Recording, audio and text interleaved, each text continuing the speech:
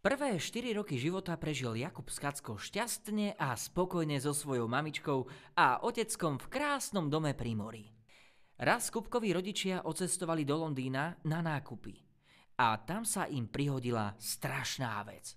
Len uvážte, za bieleho dňa a na ulici plnej ľudí ich zožral nosorožec, ktorý ušiel z londýnskej zoologickej záhrady. Iste si viete predstaviť, aký strašný zážitok to pre nich musel byť. Útulný domček na pobreží bolo treba i hneď predať a chlapčeka Kupka s jeho jediným malým kufríkom, v ktorom mal pyžamko a zubnú kefku, poslali bývať k 2 tetám. Volali sa Bacuľa a Chuduľa a musím žiaľ povedať, že to boli hrozné osoby. Jeho izbička bola prázdna ako väzenská cela.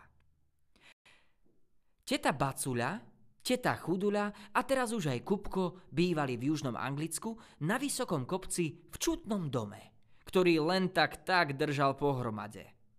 Kopec bol taký vysoký, že takmer z každého miesta v záhrade Kupko videl na míle ďaleko nádhernú krajinu, lesy a polia.